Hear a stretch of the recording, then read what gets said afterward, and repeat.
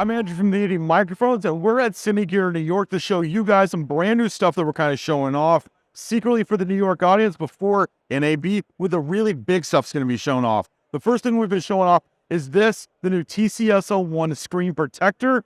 It is a clear plastic film that goes over the faceplate of the TCS01 to protect it against scratches and Sharpie markers. A lot of people have been asking us, how can we put Sharpie on our slates? We're doing a show for like a couple of weeks. We want to just permanently write some stuff out.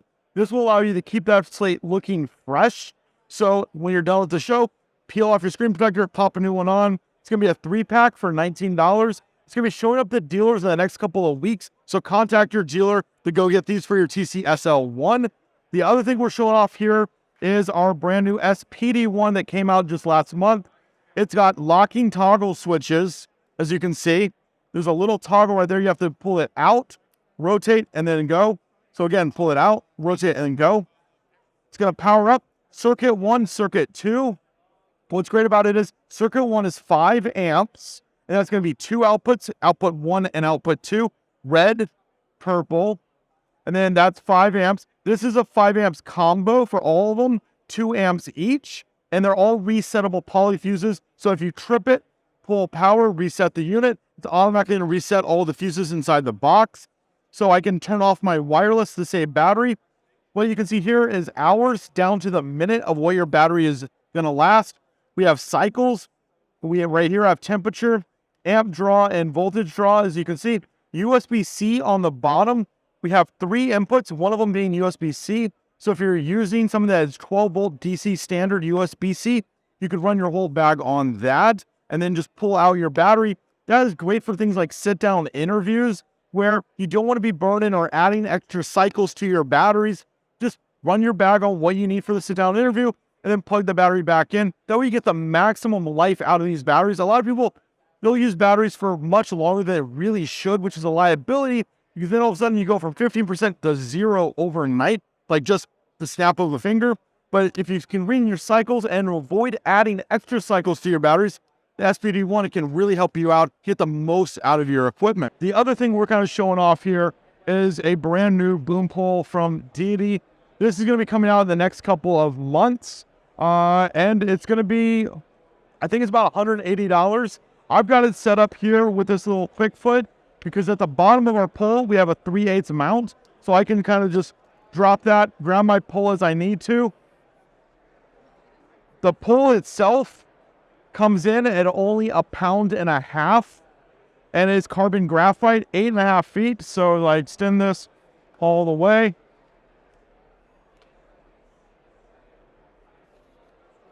I can get real simple to do a little setup here. I can have my bag. It's super lightweight. It only, like I said, 1.5 pounds. And it's a great distance for ENG work, reality TV work, news, docs, that kind of deal. The collars themselves are made out of CNC milled aluminum with an inner baffle that's made out of a nice polycarbonate.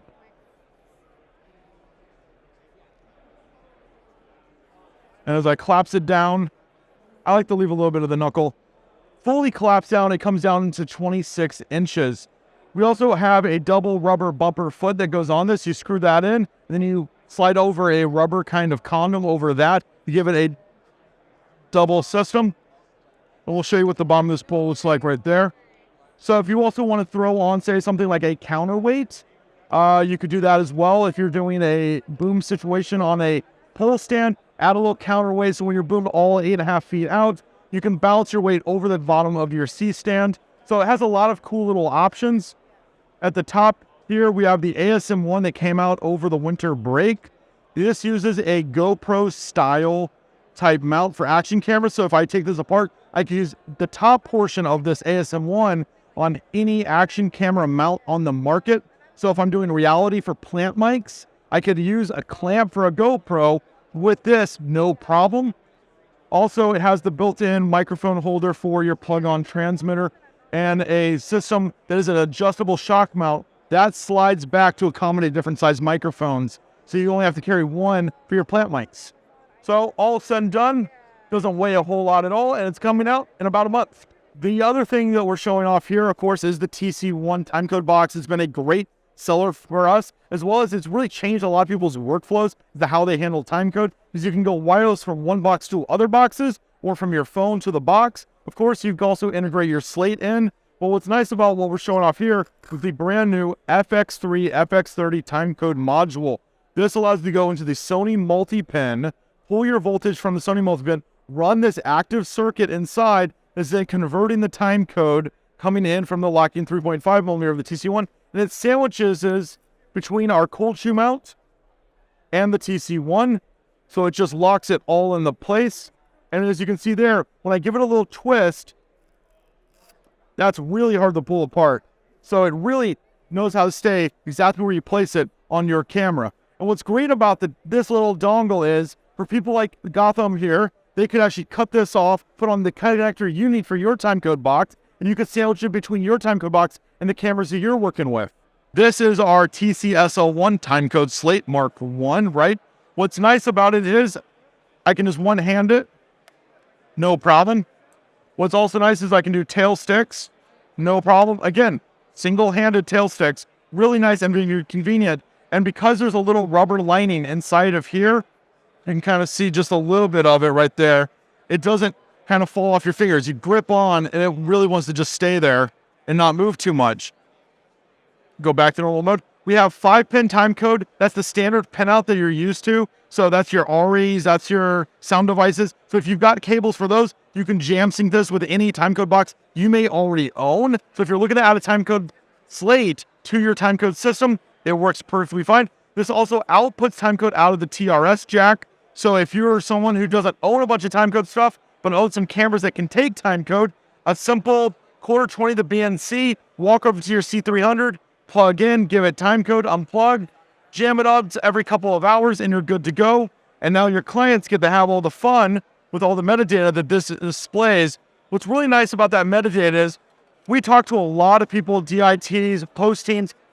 A lot of things aren't making it from the field all the way in. And if it's something that's really important to the shoot, add it on the screen so you don't have to worry about bad handwriting.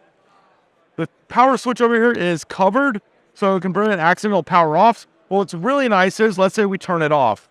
It powers down. We're no longer in sync, right? Well, no, because it actually holds timecode for 6 hours after it's been powered off. So the timecode will match. Now, when it comes to actually powering this device, we're using a little different method. No more AA batteries. We use a lithium pouch kind of pack. This is a Sony MPF 550 form factor that we've done here at Deity.